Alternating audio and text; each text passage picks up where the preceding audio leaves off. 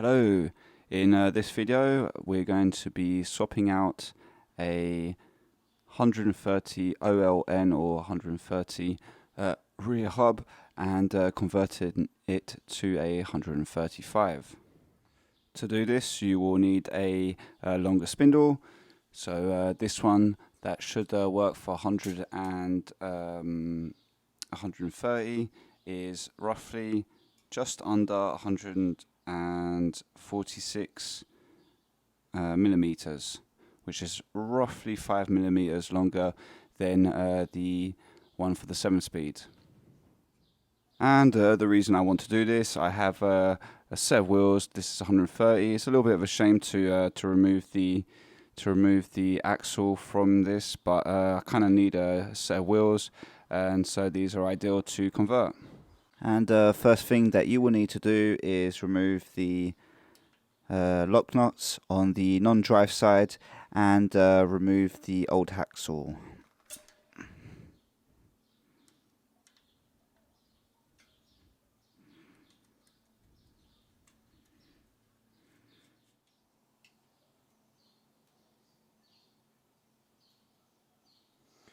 So this hub has this weird type of lock nut with a sort of protection cap.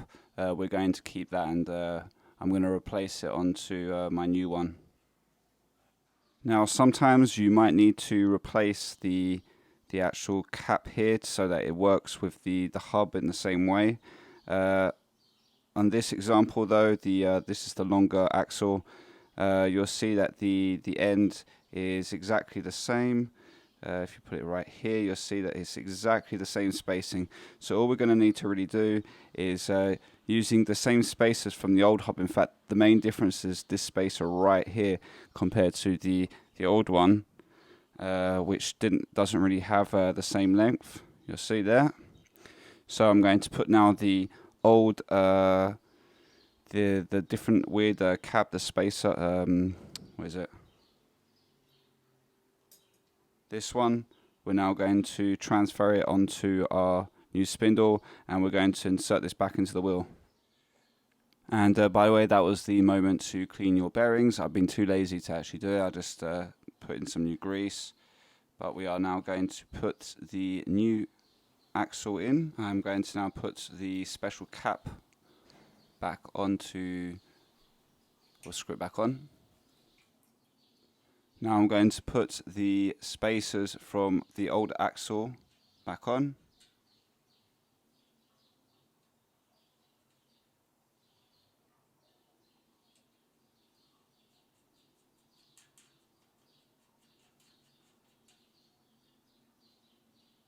Okay, so now you just need to adjust this.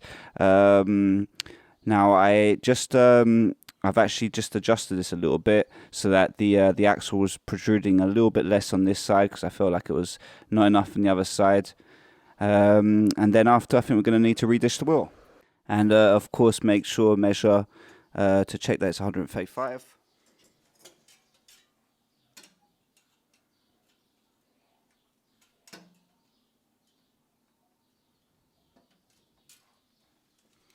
And looks like mine it's spot on.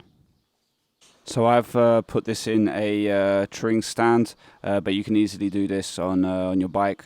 And what you're going to need to do roughly is, it looks like you need to move it about 3 millimeters to the right or onto the non-drive side, as the rim is no longer centered, and we need to move it towards that way. And pretty much the way I'm going to do it is quarter turn on the, loosen up quarter turn on the drive side spokes, and then tighten up a quarter turn on the right, and build up around the wheel.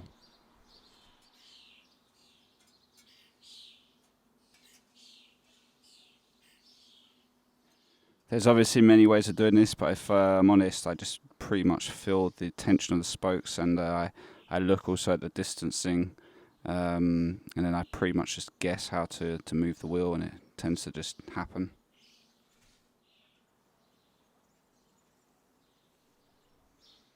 Once you've done that, obviously to check whether the wheel is properly dished. you'll use a dishing tool or something equivalent that allows you to pretty much check that the wheel is centered.